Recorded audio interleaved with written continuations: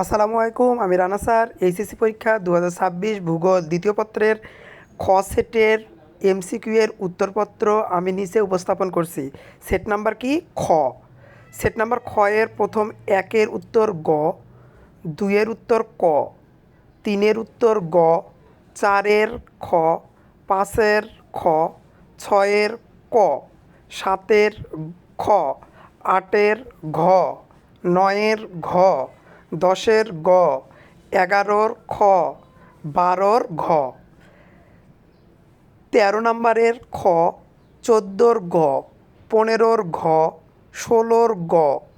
এরপর আসতেছি 17 নম্বরে, 17-র গ, 18-র খ, 19-এর ঘ, 20-এর ঘ, 21-এর খ, 22-এর ঘ, 23-এর খ, 24-এর ক, 25-এর খ।